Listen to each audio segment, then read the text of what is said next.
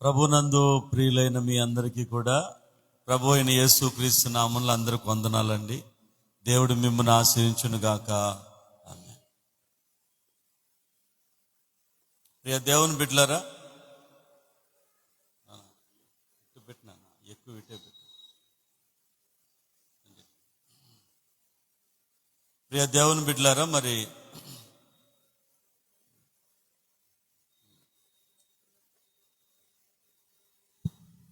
ఈ సమయంలో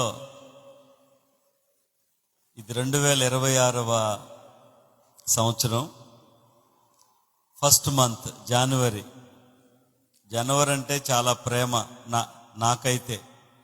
ఎందుకంటే కొత్త సంవత్సరం అనే లోపల జనవరి వెళ్ళిపోద్ది, మళ్ళీ జనవరి మళ్ళీ కొత్త సంవత్సరానికి వస్తుంది. అలాంటి యొక్క మంచి జనవరి నెలలో ఫస్ట్ సండే, మొట్టమొదటి ఆదివారం రోజున మిమ్మల్ని అందరినీ నేను ప్రేమతో ఆహ్వానిస్తున్నా. హల్లెలూయా. ప్రియ దేవుని బిడ్డలారా, మరి దేవుని యొక్క వాక్యాన్ని కొద్ది నిమిషాలు మనం జాగ్రత్తగా విందాం. చూడండి, అపోస్తలుల కార్యముల గ్రంథంలో ఒక మంచి మాట రాయబడి ఉంది. 10వ అధ్యాయము, అపోస్తలుల కార్యాల గ్రంథం 10వ అధ్యాయం 34-35 వచనాలు మనం చదువుకుందాం. దేవుడు పక్షపాతి కాడని నిజముగా గ్రహించి ఉన్నాను. ప్రతి జనములోనూ ఆయనకు భయపడి నీతిగా నడుచుకుని వానిని ఆయన అంగీకరించును. దేవునికి స్తోత్రం కలుగును గాక. హల్లెలూయా. నా ప్రియమైన దేవుని బిడ్డలారా, దయచేసి బాగా వినండి. ఇక్కడ ఏం రాయబడి ఉందంటే, దేవుడు పక్షపాతి కాడు. దేవుడు పక్షపాతి కాడు. ఆయన పక్షపాతి కావడానికి ఆయన నరుడైతే, మనుషుడైతే మనుషుల్లో పక్షపాతం ఉంటది, స్వార్థం ఉంటది, కుళ్ళు ఉంటది, కుట్రలు ఉంటాయి, తన మన అనే భేదాలు ఉంటాయి. ఇవన్నీ ఉండడానికి ఆయన నరుడు కాదు, ఆయన దేవుడు. అందుకని ఇక్కడ ఏం రాయబడి ఉంది? దేవుడు పక్షపాతి కాదు.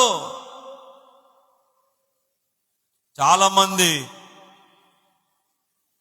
దేవుని మీద నిందలేస్తుంటారు,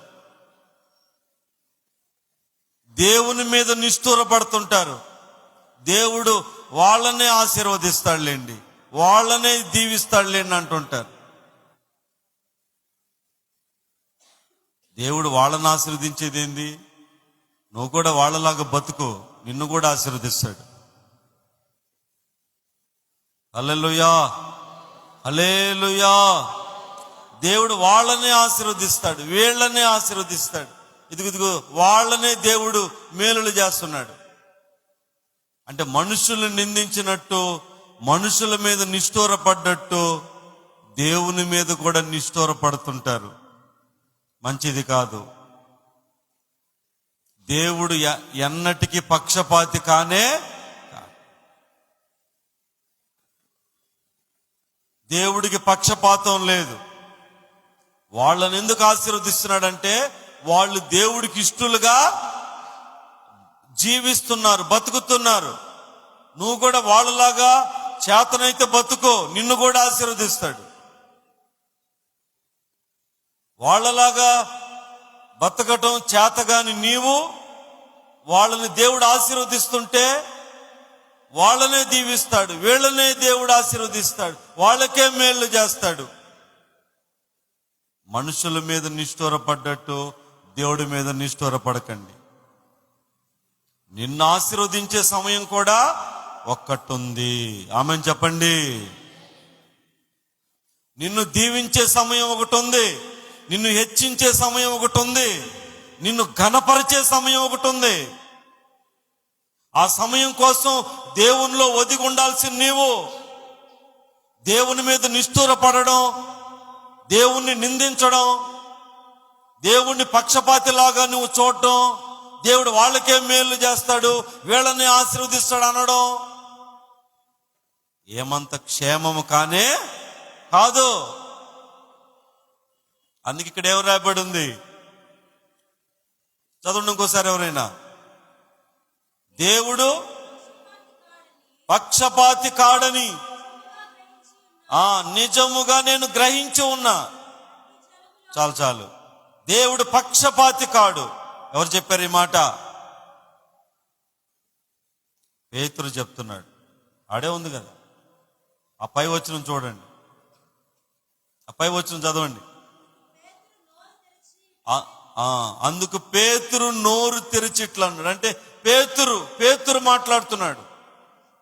దేవుడు పక్షపాతి కాడని ఎందుకు మాట్లాడుతున్నాడు? పేతురేమో యూదుడు, కొర్నేలేమో గ్రీకు దేశస్థుడు, అంటే అన్యుడు.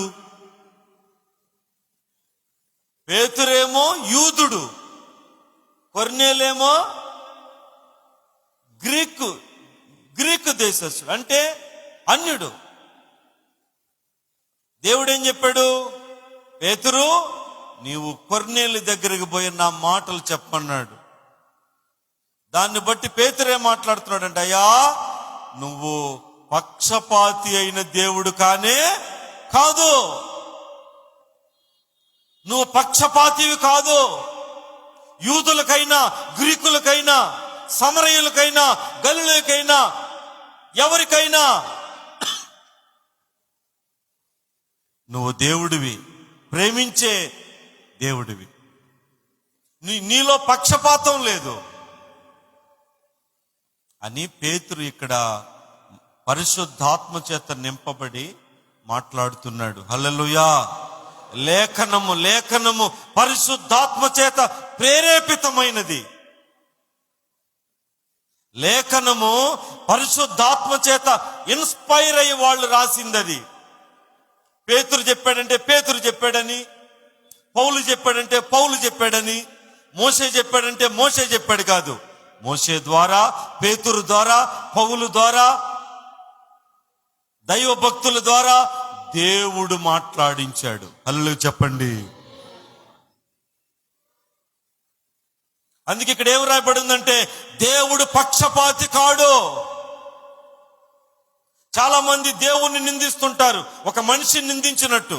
దేవుడు వాళ్ళని ఆశీర్వదిస్తాడు, వీళ్ళని ఆశీర్వదిస్తాడు, వాళ్ళకే మేళ్లు చేస్తాడు. దేవుడు వాళ్ళకే ఉండాది, మాకు లేడు.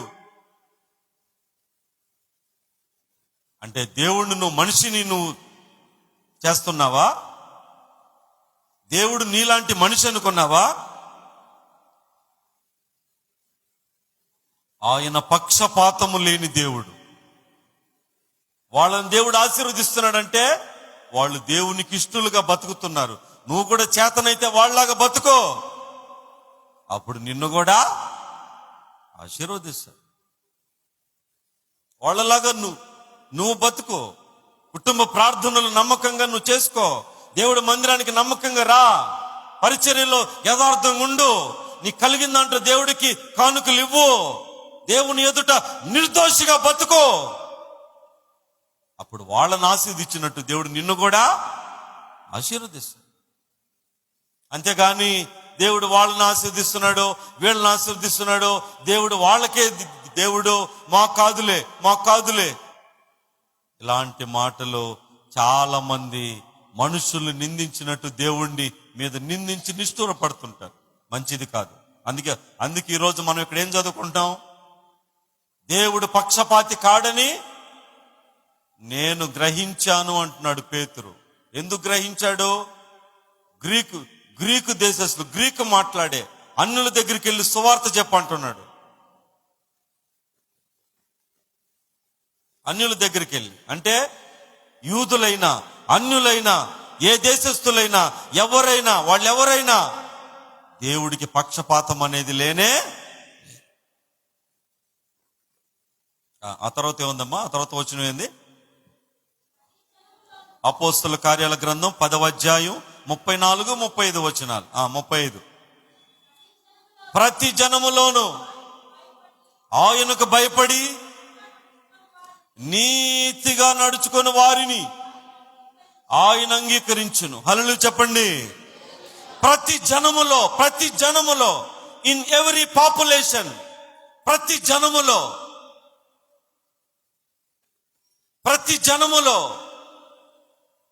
ఆయనకు భయపడేవారు ఎవరంటాళ్ళు? చెప్పండి, ఎవరు? ఆయనకు భయపడాలి. ఆయన అంటే ఎవరు? యేసయ్య. దేవునికి భయపడాలి. నా ప్రియమైన దేవుని బిడ్డలారా, ఆయనకు భయపడే వాళ్ళని దేవుడు అంగీకరిస్తాడంట. ఆయనకు భయపడాలి. నిజంగా దేవునికి భయపడే వాళ్ళు నేడు ఉన్నారా? దేవునికి భయపడి బతికే వాళ్ళు నేడున్నారా? చర్చిలో ఉన్నప్పుడు భయపడ్డట్టుగా ఉంటారు, చర్చి బయటికి వెళ్ళిన తర్వాత దేవునికి భయపడరు. దేవుడు ఉన్నాడని, దేవుడు చూస్తున్నాడని, ప్రతిదీ గమనిస్తున్నాడని భయం లేకుండానే బతికేస్తుంటారు. ఇక్కడేం రాయబడి ఉంది? ప్రతి జనములో ఆయనకు భయపడే వారిని. దేవునికి మనం భయపడాలి. కొంతమంది అంటారు, నేను ఏం పాపం చేయను, దేవునికి నేను భయపడను. మీరే చెప్పండి, ఆ మాటలో గర్వం ఉందా లేదా? ఒక మనిషి నేను ఏం పాపము చేయను అంటున్నాడంటే, ఏ పాపము చేయకుండా ఏ మనిషి అయినా ఉంటాడా? అసలు మన ఊహలే పాపం కదండి, మన తలంపులే పాపం కదా. అటువంటిప్పుడు నేను ఏం పాపము నేను చేయను, దేవుడికి కూడా నేను భయపడినంటే అది అహంకారం. అది దేవునికి మనం భయపడాలి. మన సృష్టికర్తకు మనం భయపడాలి. దేవునికి మనం భయపడి మనం బ్రతకాలి. దేవునికి భయపడి ఏ పాపము చేయకూడదు. దేవునికి భయపడి ఏ తప్పులు చేయకూడదు. దేవునికి భయపడి దేవునికి విరోధమైన పనులు చేయకూడదు. దేవునికి భయపడి మనం బ్రతకాలి ప్రియులారా. అలా దేవునికి భయపడి ఎవరు బ్రతుకుతారో వాళ్ళను దేవుడు ఏం చేస్తాడంట? అంగీకరిస్తాడు. ఏం చేస్తాడంట? అంగీకరిస్తాడు. యాక్సెప్ట్ చేస్తాడు, అంగీకరిస్తాడు. ఏం అంగీకరిస్తాడు? నీ ప్రార్థనలు అంగీకరిస్తాడు, నీ పరిచర్య అంగీకరిస్తాడు, నీ కానుకలు అంగీకరిస్తాడు, నీ స్తుతులు అంగీకరిస్తాడు, నీ ఆరాధన అంగీకరిస్తాడు. అన్నిటికీ మించి నువ్వు చనిపోతే రేపు నిన్ను పరలోకంలోకి అంగీకరిస్తాడు. హల్లెలూయా.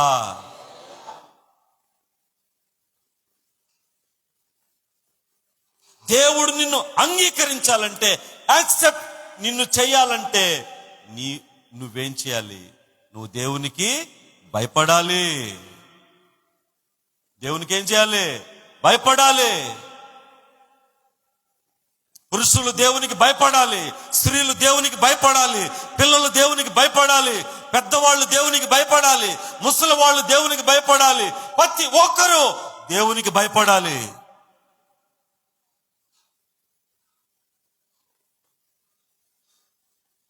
కాబట్టి ప్రియ దేవుని బిడ్డలారా, అక్కడేం రాయబడింది? ప్రతి జనములో దేవునికి ఆయనకు భయపడి వారికి. ఈనాడు ఎంతమంది దేవునికి భయపడి బతికే వాళ్ళు సమాజంలో ఎంతమంది ఉన్నారు? సంఘంలో ఎంతమంది ఉన్నారు?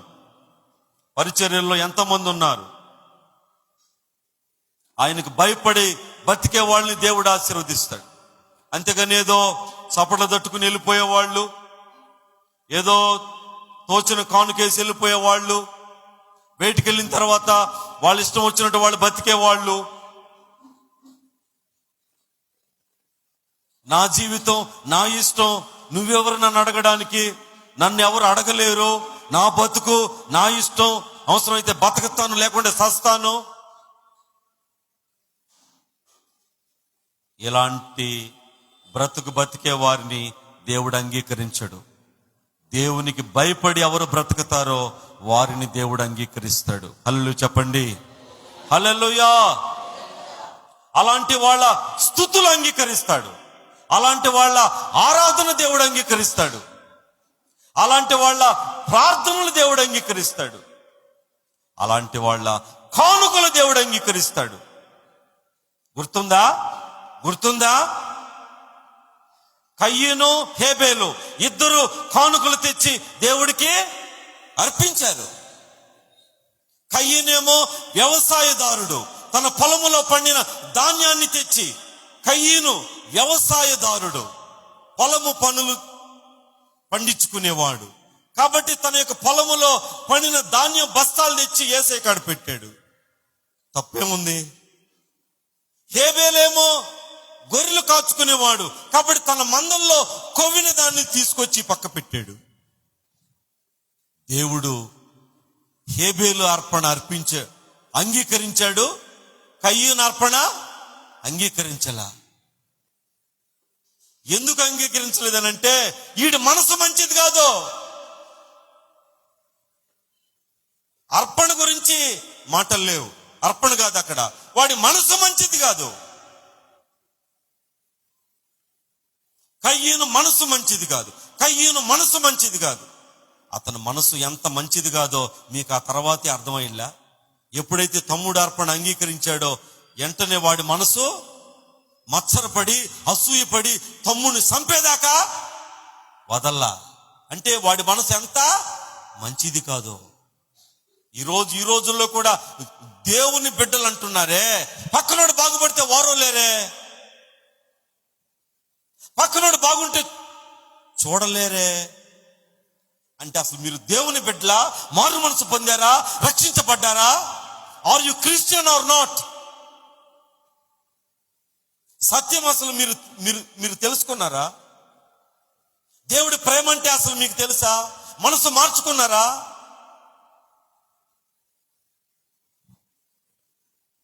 ఇప్పుడు అక్కడ కయ్యూను అర్పణ దేవుడు అంగీకరించలా.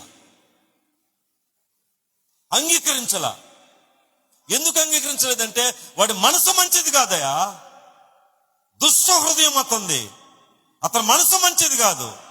ఈరోజు ప్రియ సహోదరుడా, నిన్ను దేవుడు అంగీకరించాలంటే, నీ కానుకలు అంగీకరించాలంటే, నీ ప్రార్థనలు అంగీకరించాలంటే,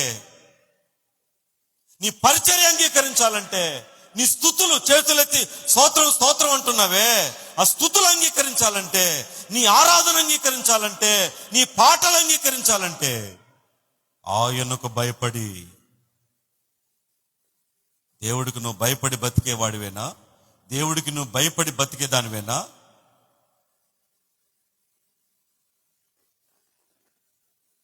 తెల్లవారు లేచి భర్త పనికి పోయి సాయంకాలం ఇంటికి వస్తాడు.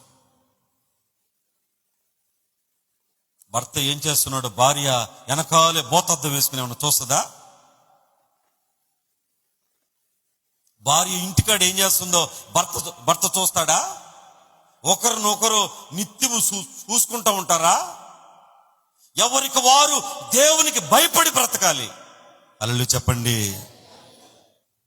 ఎవరికి వారు దేవునికి భయపడాలి. పిల్లలు దేవునికి భయపడాలి, వృద్ధులు దేవునికి భయపడాలి. వృద్ధులు ఒకరికొకరికి తగులు పెట్టే వాళ్ళుగా ఉండకూడదు. కొంతమంది ముసలి వాళ్ళు ఉంటారు ఇంట్లో, వాళ్ళకి అదే పని. తగులు పెట్టిందే వాళ్ళకే నిద్రమాట ఏమో, తిన్న కూడు మాత్రం అరగదు. వృద్ధులైనా దేవునికి భయపడాలి, పిల్లలైనా దేవునికి భయపడాలి, యవనస్తులైనా దేవునికి భయపడాలి. దేవునికి భయపడి పాపం చేయకూడదు, తప్పు చేయకూడదు, దేవునికి విరోధమైన పనులు చేయకూడదు. అలా దేవునికి భయపడి నువ్వు బతికితే దేవుడు నిన్ను అంగీకరిస్తాడు. ఆమెన్ చెప్పండి. దేవుడు అంగీకరించాలండి. నువ్వు నన్ను అంగీకరిస్తే ఏం ఉపయోగం ఉంది? నిన్ను గాని నన్ను గాని దేవుడు అంగీకరించాలా. ఎస్, బలా నమ్మకమైన మంచి దాసుడా, నువ్వెంత కష్టంలో కూడా నమ్మకంగా ఉన్నావు. దేవుడు అతన్ని అంగీకరించాడు. కాబట్టి ఈరోజు దేవుడు మనల్ని అంగీకరించాలంటే మనం దేవునికి భయపడాలి, దేవునికి భయపడాలి. సౌలు పాపం చేసినప్పుడు సమూయేలు ప్రవక్త పోయి, సౌలా సౌలా, నిన్ను ఏ స్థితిలోంచి దేవుడు ఏ స్థితికి నిన్ను తీసుకొచ్చాడయా? ఏంది నువ్వు ఇట్ట చేసావో?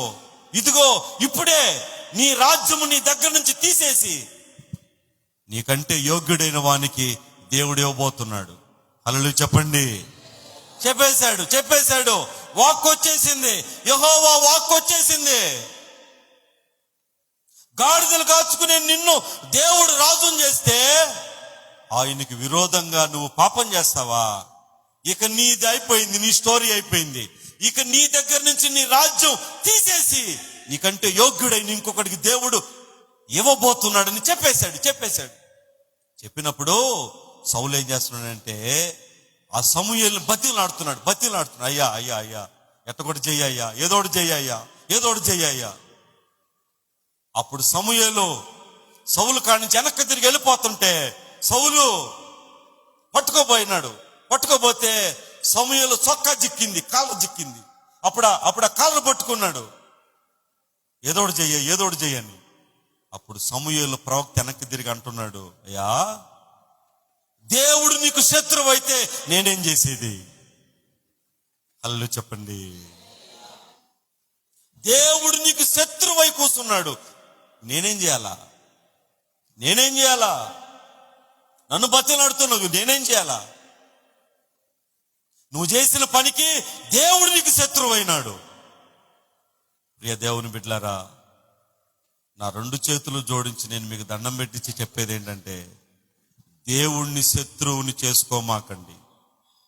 బతకడం చాలా కష్టం. దేవుణ్ణి మిత్రుడిగా చేసుకోండి, దేవుణ్ణి శత్రువు చేసుకోమాకండి. సౌలు దేవుణ్ణి శత్రువు చేసుకున్నాడు. ఆ తర్వాత సౌలు ఏమయ్యాడో మీరు చదువుకోండి. అతని చరిత్ర ఏమైందో మీరు చదువుకోండి. నా ప్రియమైన దేవుని బిడ్డలారా, యెహోవాకు భయపడే బతికేవానికి, దేవునికి భయపడి బతికేవారికి దేవుడు అట్టి వారిని అంగీకరిస్తాడు. God accepted such a people. అట్టి వారిని దేవుడు అంగీకరిస్తాడు. Those who fear in the Lord, దేవుని యందు భయం కలిగిన వాళ్ళని దేవుడు అంగీకరిస్తాడు. దేవుని యందు భయం లేదు, ఏమి లేకుండా ఇష్టం వచ్చినట్టు బతికే వాళ్ళని దేవుడు అంగీకరించడు. వాళ్ళు ఎంతటి వాళ్ళైనా దేవుడు అంగీకరించడు. ఈ మాట మీకే కాదు, నాకు కూడా వర్తిస్తుంది, ఎవరికైనా వర్తిస్తుంది. అక్కడ ఏం రాయబడింది? ప్రతి జనములో, ఇన్ ఎవరీ పాపులేషన్.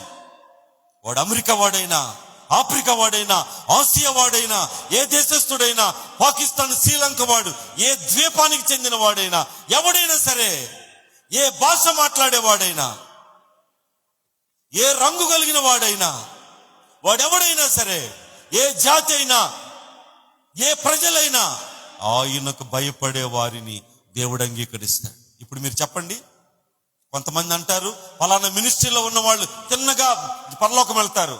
నిజమాదే ఉందా? ఇక్కడ ఫలానా మినిస్ట్రీలో ఉంటే తిన్నగా పరలోకం వెళ్తారా? ఫలానా సహవాసంలో ఉంటే తిన్నగా పరలోకం వెళ్తారా? బ్రాండ్లు ఏమైనా ఉన్నాయాడా?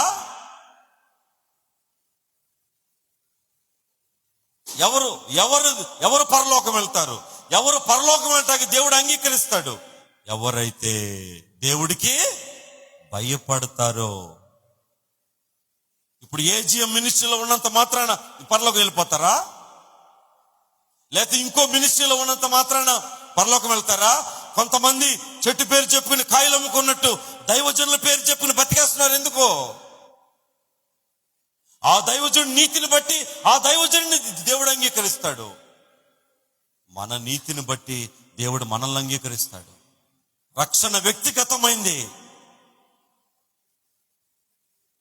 అంతేగాని ఆ సంస్థలో ఉంటే, ఆ పరిచర్యలో ఉంటే, ఆ సహవాసంలో ఉంటే, అందులో ఉంటే నేను కూడా పరలోకి వెళ్ళిపోతా, ఈ మాయలో, ఈ మత్తులో, ఈ భ్రమలో ప్రజల్ని పెంచకూడదు. కొంతమంది పెంచుతున్నారు స్వార్థం కోసం. నేను అట్టా పెంచేవాడిని కాదు. దేవుడు ఎవరిని అంగీకరిస్తాడు? ఎవరైతే ఆయనకు భయపడుతూ బ్రతుకుతారో వారిని దేవుడు అంగీకరిస్తాడు. హల్లెలూయా చెప్పండి. ఆయనకు భయపడి బ్రతుకుతారు. ప్రియ సహోదరుడా, సహోదరి, దేవునికి భయపడి మనం బ్రతకాలి. ఆ తర్వాత ఏముంది? ఆయనకు భయపడి నీతిగా నడుచుకొని వారిని. చదువున్న మాట.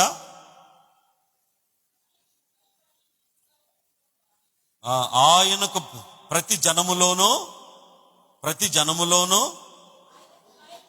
ఆయనకు భయపడి నీతిగా నడుచుకుని వారిని. ఈరోజు మన అంశం ఏంటి? దేవుడు ఎవరిని అంగీకరిస్తాడు? దేవుడు ఎవరిని యాక్సెప్ట్ చేస్తాడు? అందరినీనా? చర్చికి వచ్చి స్తోత్రాలు చెప్పి సపట్లు కొట్టి పాటలు పాడి ఏదో కానుకేసి వెళ్ళిపోతే దేవుడు అంగీకరిస్తాడా? దేవుడు ఎవరిని అంగీకరిస్తాడు? ఎవరైతే ఆయనకు భయపడి నీతిగా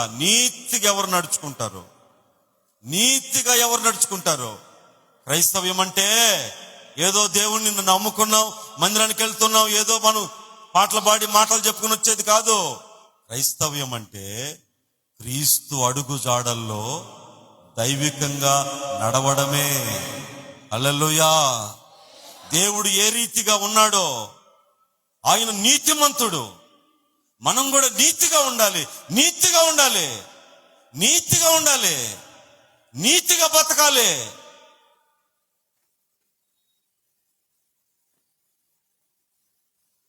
నీతి లేని పనులు మనం చేసి దేవుడికి కోట్ల రూపాయలు కానుకలు ఇచ్చిన ప్రయోజనమో ఉందా? లేదు. చాలా మంది సమాజంలో కోట్లు బంగారు ఇంతింత ఇస్తా ఉంటారు. ప్రియ దేవుని బిడ్డలారా, మన దేవుడు అంగీకరించడు. నీతిగా బతకమంటున్నాడు, నీతిగా జీవించమంటున్నాడు.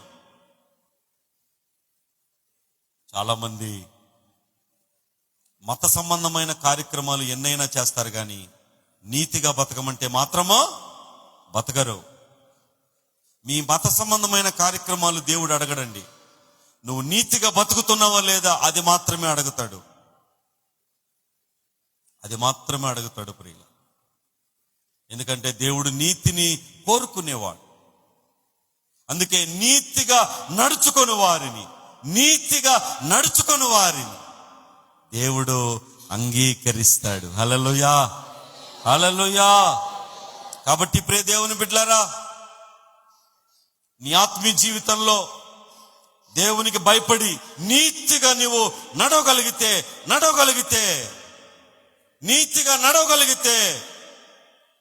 దేవుడు నిన్ను అంగీకరిస్తాడు.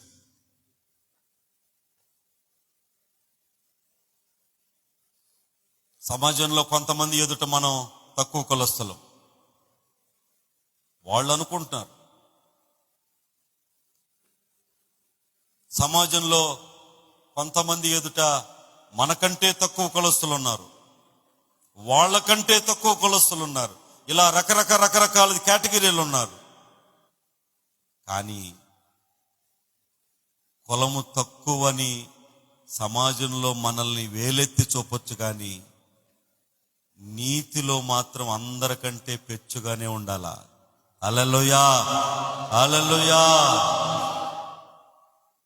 నాకు తెలిసిన కొంతమంది గిరిజన బిడ్డలు ఉన్నారు.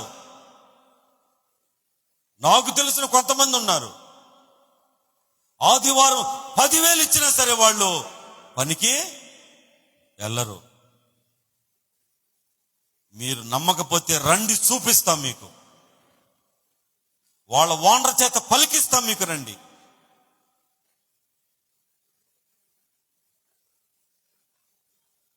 అంటే అంత నీతిగా దేవుణ్ణి వెంబడిస్తున్నారు, వెతుకుతున్నారు. వాళ్ళకి చదువు లేదు, అక్షరం ముక్క లేదు, కానీ దేవుణ్ణి నమ్మి నీతిగా బతుకుతున్నారు వాళ్ళు.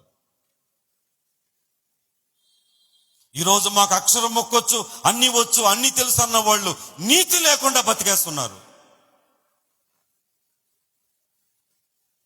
దేవుడు నీతిగా నడుచుకున్న వారిని దేవుడు ఆశీర్వదిస్తాడు. హల్లెలూయా. ఏలియా కంటే Elisha double double double blessings, అంటే డబుల్ వండర్స్ ఆయన చేశాడు. ఏలియా కంటే ఎలీషా, చెప్పండి, ఏలియా కంటే ఎలీషా. ఏలియా ఒక వంతు అద్భుతాలు ఏలియా చేస్తే ఎలీషా 2 వంతులు చేశాడు. ఎలీషా వాస్తవానికి ఏలియా ఆత్మ ఎలీషా మీదకి వచ్చింది. ఏలియా గురువైతే ఎలీషా శిష్యుడు. అలాంటి పొజిషన్లో ఉన్న ఎలీషా ఏలియా కంటే డబుల్ 2 అంతలుగా అద్భుతాలు చేశాడు.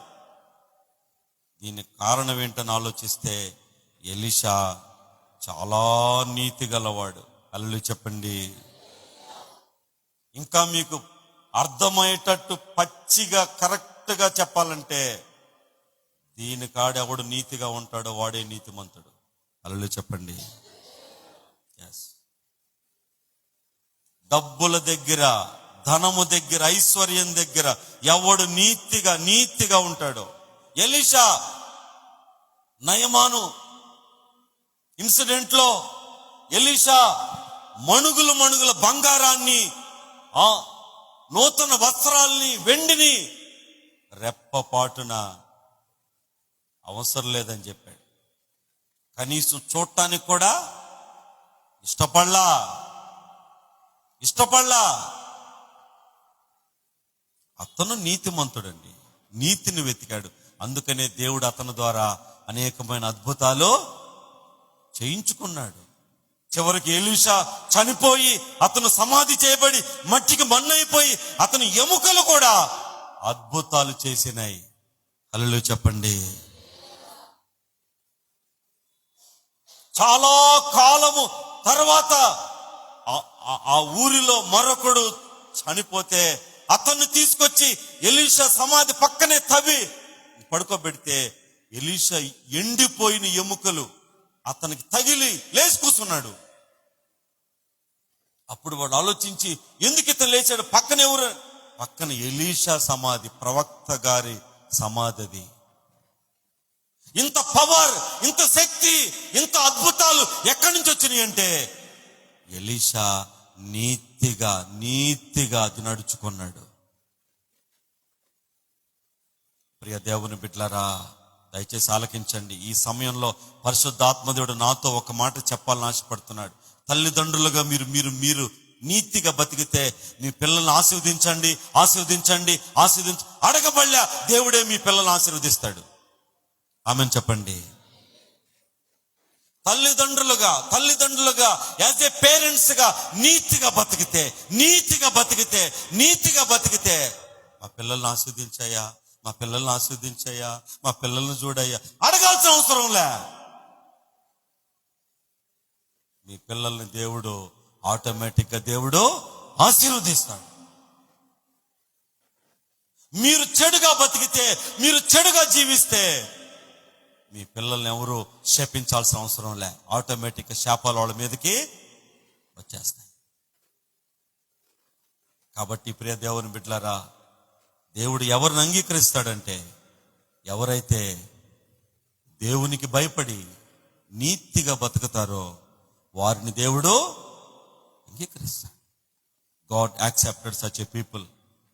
దేవుడు అట్టి వారిని అంగీకరిస్తాడు.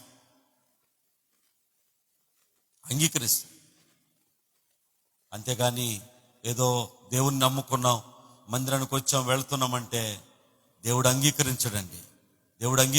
మీకు తెలుసా, రాకడలో విడిచిపెట్టబడే వాళ్ళు, ఎత్తబడే వాళ్ళు, దేర్ ఆర్ 2 గ్రూప్స్. ఎత్తబడే గుంపు, విడిచిపెట్టబడే గుంపు. నువ్వు ఏ గుంపులో ఉండబోతున్నావు? దేవుడు ప్రత్యేకపరచటానికి ఇష్టపడుతున్నాడు. కాబట్టి మీరందరూ కూడా మీ భక్తిని, మీ విశ్వాసాన్ని, మీ ప్రార్థనలని, మీ పరిచర్యల్ని, మీ కానుకల్ని, మీ స్తుతుల్ని, మీ ఆరాధనని, టోటల్గా మిమ్మల్ని దేవుడు అంగీకరించాలంటే ఆయనకు భయపడి నీతిగా బతకడానికి మీరు ప్రయత్నం చేయండి. హల్లెలూయా, హల్లెలూయా. ఆయనకు భయపడండి. బలము చూసి విర్రవీక్కండి. షుగర్ వచ్చిందంటే మీ కండలన్నీ షుగర్ తినేస్తుంది. ఎముకల్లో ఉన్న గుజ్జును కూడా అది తినేస్తుంది. కాబట్టి బలాన్ని చూసి మురిసిపోవద్దు, అందాన్ని చూసి మురిసిపోవద్దు, ఐశ్వర్యాన్ని చూసి మురిసిపోవద్దు. దేవునికి భయపడండి, దేవునికి భయపడండి. ఈ 2026 ఫస్ట్ సండే రోజున దేవుడి మాట మనతో మాట్లాడుతున్నాడు. మన ఎదుట సంవత్సరం ఉంది. దేవునికి భయపడి మీరు బ్రతకండి, నీతిగా అది నడుచుకోండి. ఈ బోధ క్రైస్తవ బోధ. ఇది హల్లెలూయా చెప్పండి. వేరే మతాల్లో వేరే దగ్గర ఎక్కడ ఈ బోధ ఉండదు. మీరు ఎలా ఉన్నారు, ఏం చేస్తున్నారు అయ్యని అడుగురు, అవన్నీ పట్టించుకోరు, వాళ్ళకి సంబంధం లేదు. కానీ మన క్రైస్తవ్యంలో, మన క్రీస్తు ప్రబోధంలో ఎంత నీతి వాక్యాలు ఉన్నాయి. దేవునికి భయపడి బ్రతకడం అనేది ఎంత మంచిదండి, ఎంత మంచిది. నువ్వు దేవునికి భయపడేవాడైతే పాపం చేయగలవా? దేవునికి భయపడేవాడైతే చెడు పనులు నువ్వు చేయగలవా? దేవునికి భయపడేవాడైతే చెడు మాటలు మాట్లాడగలవా? జోదము పేకాట జోలికి వెళ్ళగలవా? తాగుడు మత్తు జోలికి వెళ్ళగలవా? పరస్త్రీ వ్యామోహంలో పడగలవా? తప్పుడు పనులు చేయగలవా? దేవునికి విరోధమైన కార్యాలు నువ్వు పాలు పంపులు పొందగలవా? అందుకనే మనం దేవునికి భయపడి నీతిగా మనం బతికితే దేవుడు మనల్ని అంగీకరిస్తాడని ఈరోజు పరిశుద్ధాత్మ దేవుడు మనకు తెలియజేస్తున్నాడు. కాబట్టి మీరందరూ ఆ రీతిగా నడుచుకోవడానికి ప్రయత్నం చేయండి. దేవుడు మిమ్మల్ని ఆశీర్వదించును గాక. కళ్ళు మూసుకోండి. మనకి ఈరోజు ప్రభు బల్ల ఉంది కాబట్టి త్వరగా నేను ఒక 10 నిమిషాలు ఇంకా చెప్పేవాడిని. ముందుగానే నేను ముగిస్తున్నా. ప్రార్థన చేసుకుందాం. దేవా నీకు స్తోత్రం, స్తోత్రం, స్తోత్రం, స్తోత్రం. ప్రియ తండ్రి నీకు స్తోత్రం, ప్రియ ప్రభువా నీకు స్తోత్రం. దయచేసి అందరూ లోబడండి, వాక్యానికి లోబడండి. ఎస్ ప్రియ సహోదరుడా, దేవుణ్ణి అంగీకరించాలంటే, దేవుణ్ణి యాక్సెప్ట్ నిన్ను చేయాలంటే, దేవుణ్ణి అంగీకరించాలంటే, అమ్మా దేవుణ్ణి అంగీకరించాలంటే, అక్క దేవుణ్ణి అంగీకరించాలంటే, వెనక కూర్చున్న అన్నవాళ్ళు దేవుడు మిమ్మల్ని అంగీకరించాలంటే, నన్ను అంగీకరించాలంటే మనం దేవునికి భయపడి నీతిగా బతకాలి.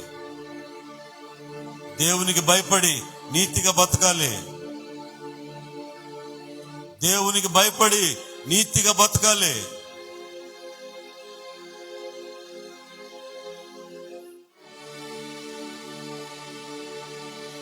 ఆకాశములు ఎగిరే పక్షులను చూడండి, వాటికి ఒక నీతి ఉంది. అన్ని కూడా కలసికట్టుగా ఎగరతాయి, కలసికట్టుగా వాళ్తాయి. ఒక నీతిలో ఉన్నవి అవన్నీ.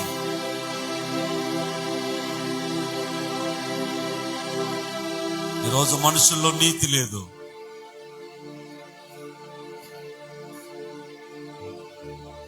దుర్నీతి, అవినీతి, అక్రమము ఎక్కువైపోయింది, అన్యాయము ఎక్కువైపోయింది. నీతిగా నడుచుకున్న వారిని, ఆయనకు భయపడే వారిని దేవుడు అంగీకరిస్తాడు. ప్రార్థన చేసుకుందాం, ప్రార్థన చేద్దాం. మన మధ్య ఉన్నటువంటి ఆంధ్రే పాస్టర్ గారు ప్రార్థన చేస్తారు. అన్నదా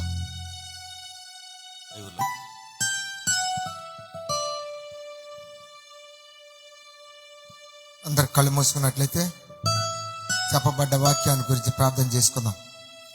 పరిశుద్ధుడా, ప్రేమగల మా తండ్రి యేసయ్యా, నీ శక్తి కలిగిన నామానికి స్తుతులు స్తోత్రాలు నాయన. అయ్యా, నీ యొక్క దాసుడు నీ యొక్క పరిశుద్ధ ఆత్మ ద్వారా పలికిన మాటలను బట్టి నీకే స్తుతులు స్తోత్రాలు. అయ్యా, కొర్నేలు ఉన్నాడు తండ్రి. అయ్యా, కుటుంబం అంతా కలిసి ప్రార్థన చేసేవాడు. అయ్యా, తనకు ఉన్న దాంట్లో దాన ధర్మం చేసేవాడు తండ్రి. ప్రతిరోజు నీకు భయపడి నీతిగా నిన్ను ప్రార్థించేవాడు తండ్రి. అటువంటి ఆలోచన ఇక్కడ చేరిండే ప్రతి ఒక్క బిడ్డకి దయచేయను ఆయన. వాక్యం విని ఇంటికి పోయి మర్చిపోకుండా తండ్రి, నీ యొక్క దాసుడి నోటకుండా పలికిన మాటలు మా జీవితాల్లో అంటుకట్టి తండ్రి అవి ఫలించి అయ్యగా చెప్పిన మాటలు మేము నీతిగా జీవించాలని, ఏ పని చేస్తున్నా ఇది చెడ్డదా మంచిదని ఆలోచించి చెడ్డదైతే దేవునికి భయపడి ఆ పని మేము చేయకుండా తండ్రి ఈ పని నుంచి మమ్మల్ని తప్పించాయని దేవునికి ప్రార్థన చేసి మన జీవితాలు సరిదిద్దుకోవాల్సిందిగా దేవుడు మనతో మాట్లాడిన మాటలకై స్తుతులు స్తోత్రాలు. ఈ మాటలు మాట్లాడిన అయ్యగారిని ఇంకా బహుగా దీవించి ఆయన సేవలో మెండుగా వాడుకోమని, ఇక్కడ చేరిన ప్రతి ఒక్క బిడ్డను దీవించి ఆస్వాదించమని, ప్రతిరోజు మనం దేవుడికి భయపడి నీతిగా జీవించే మాటలు మనం విని ఆ మాటల ప్రకారం మన జీవితాలు గడుపుకునే కాలం గడిపి దేవునికి భయపడేటట్టు ప్రాణం ఉన్నంత వరకు జీవించలాగన దేవుడి కృప మనకు సహాయపడును గాక. ఈ మాటలు దేవుడు దీవించును గాక. మన రక్షకుడు లోకరక్షకుడు యేసుక్రీస్తు నామంలో ప్రార్థన చేసి అడుగుతున్నాము పరమ తండ్రి. ఆమేన్. హల్లెలూయా.